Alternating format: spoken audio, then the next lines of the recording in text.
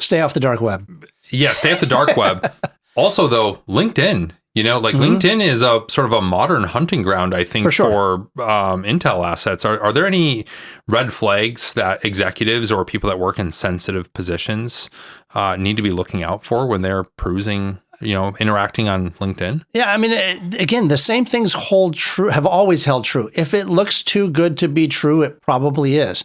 Learn to do your diligence. I know you've heard this joke, but if you pull 4s or 6s at home and all of a sudden you're overseas and you're pulling 8s and 9s, something's up, right? And, so you're being set up in some capacity. Be smart about it, right? So if you're not actively job searching and all of a sudden you're getting unsolicited approaches from people on LinkedIn that start to get close to areas that are sensitive, that you should have some warning bells going off in your brain. If it's easy, it's probably not eventually going to be easy, right? There's going to be some ask that comes. So I think it's just learning how to do diligence and be real smart about that. LinkedIn absolutely is massively trolled by intelligence services looking for people.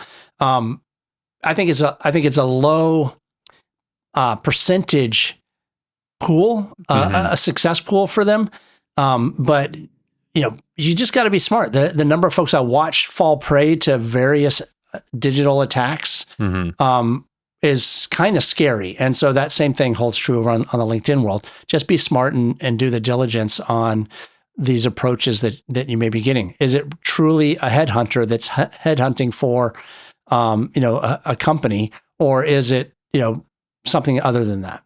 Yeah, it's the whole, it's too good to be true. And sometimes I think there's just the obvious things. If, I know when I look at my own LinkedIn and the different, connection requests that I receive, if it's somebody that's, their name is written in a foreign language and nothing about the profile is updated or whatever. Not that I think that that's some case officer trying to, right. But is that a foreign scammer or somebody? And again, like foreign scammers are, as somebody who fell prey and had my entire checking account emptied by entrepreneurial Ukrainian back in about 2015. Oh no. It's the foreign scammers that you kind of have to watch out for more. And, Absolutely. With as much as your life that you put on LinkedIn, guess what? A lot of those things where you're like, hey, those secret questions you ask on your profile, the things that you can do to sort of look at every, where people lived, or okay, if they worked here at this time frame, that means they probably lived there during that time frame. And that secret question they have that says, where did you live in 1998? Maybe I can figure that out on their LinkedIn profile. So maybe you shouldn't accept friend requests from folks that you can't legitimately say either know in real life, or they are clearly a part of my industry or my network of people. Right. I get LinkedIn requests from folks, and I'll ping somebody who I see as a shared contact. And I'll say, do you know this person? They're like, no. Like, well, okay. And it's a no for me, but why was it a yes for you? Because I expected you to know better. Yeah. Sort of thing. I mean, again, that the criminal threat, the scammer, whatever, is way more likely to hit any of us than, an approach from a hostile intelligence service. Like, realistically, the Chinese are not going to try and send, a honeypot after me to figure out what I may have known from, the late 90s. Not impossible, but way higher likelihood that a scammer in Nigeria or Ukraine or whatever it wants to, offer, hey, if you follow this link, fill out this survey, and we'll send you $150 for your time. And that link then puts something, a keystroke logger on my computer or whatever their particular brand of threat is. That's way more likely to happen. So be smart about, what you're doing out there. Don't lie about what you're doing. If you're on family vacation or on vacation, just stick to that. Like, don't introduce chaos into your life by trying to say you're doing something you're not. Yeah, I mean, I would add, don't lie to authorities for sure. But you don't have to be super forthcoming to taxi drivers and for others, sure, right? Yeah. So you don't need to give your life story to the Uber driver. You don't have to give your life story to the Uber driver, but when you've got an authority that's asking you at a border crossing or at a police checkpoint or whatever, be succinct but honest. Yep. I 1,000% agree. You don't need to give them more than what they need. Just don't say untrue things. Whatever you say. I would tell people is do a little research on where you're going before you go. I mean, this is aside from our conversation, but a problem that many Americans have run into when they've gone overseas is they just assume that the rules over wherever they're going are the same as the rules here in America.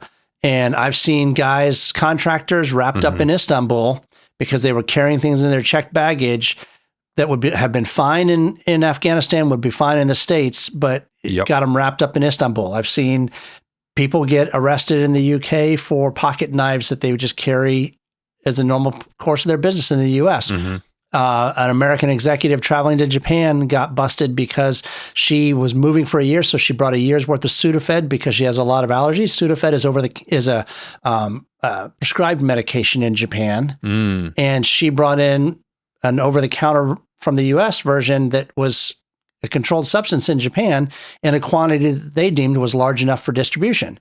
So all of a sudden, she got wrapped up just because she wasn't paying attention to what the rules are. That's fascinating. I wouldn't have thought about the medication piece. I think anytime you're bringing large quantities of anything, you need to pay attention to that. It doesn't matter whether it's, I've been held up before about a duffel bag full of coffee. Yes. Because that's any large quantities of anything is going to draw attention. Yeah. I was rehabbing a knee and I had to travel to South Asia while I was rehabbing my knee. So I took my ankle weights that I was using for my PT, and think about what an ankle weight looks like, right? With packages of sand or whatever's in there, laid out like this, and that caused problems that I probably would have saved myself. Be smart and do some prep work before you go. The rest of the world is not America. The rest of the world is not America. Yeah. And I've even seen journalists fall prey to that as well. And there is no, America Team 6 that's going to parachute in and get you out. Right? Yeah. Daniel Pearl got kidnapped and ultimately was murdered in captivity. Evan Gershkovich took a long time for us to get back from Russia. Kayla Mueller did have America Team 6, being generic there, going after her, but ultimately, she didn't make it out. Like it does, even if you do have the full weight and force of the United States government trying to get you back, there's no guarantee. And there's no victim of blaming on any of those no, three. Not at all. Right? Yeah. But it's just, it's a hostile world out there. Yeah. I don't want to terrify people either. Right. Like I constantly walk this line with my own family, right? Like I come from a rural part of South Dakota where a lot of people, maybe the most adventurous they ever get is Cancun, and a lot of times for my family, that was never even a part of the equation, but, for those folks that they going to New York City seems like a crazy thing to do for some folks, and I constantly walk this line of the world is not as dangerous as you think it is.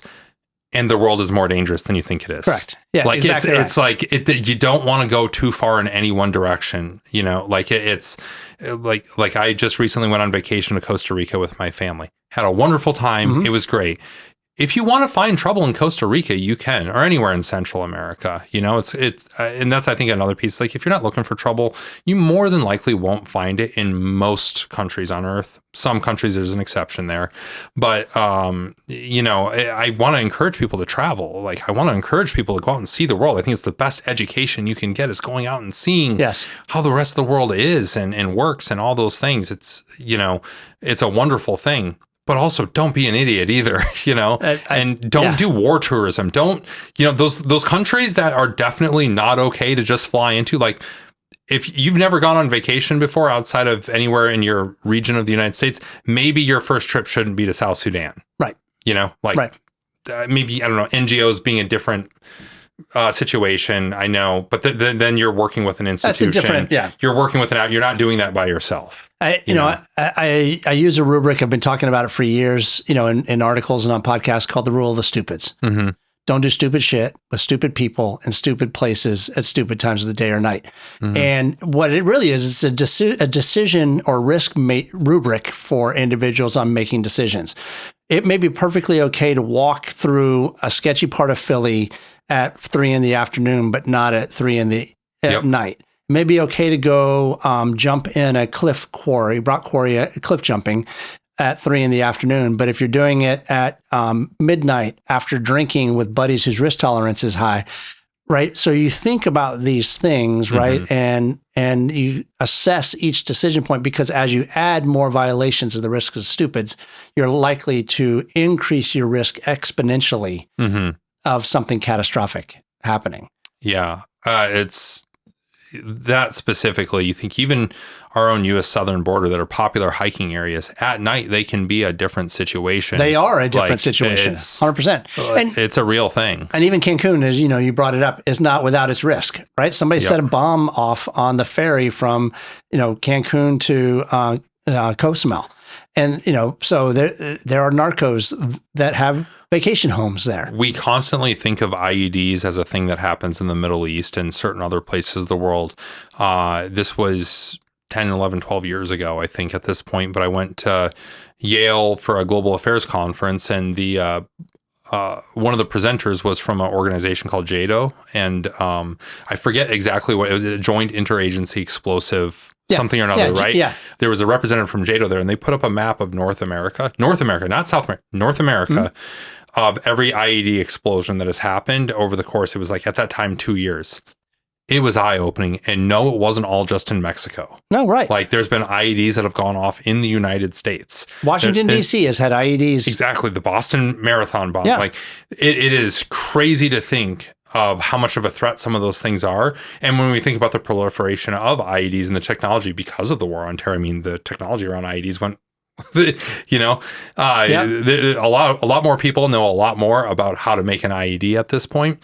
And so that's a real thing. So yes, when you're going to a place like Cancun or any other place outside of the country, especially one where, you keep an eye on the news too, of like, maybe going to Cancun. I'm just using Cancun as an example. I'm not making a judgment right now of what the situation is in Cancun. I don't know. But, you do have to pay attention to the news and what's going on, because if tensions are high between the U.S. and a certain country, sometimes that might not be the time to go on vacation there. It might be fine in 6 months. It might be fine any other time. But what you run the risk of is now there's more likely to be protests going on in those countries, protests around the airports. People might be more animated in what their feelings or have elevated feelings towards people who look American, if that's the case, right? Like you have to take those things into consideration. Going to Mexico, I mean, it's safe to go to Mexico for the most part. You stick to the places you should stick to.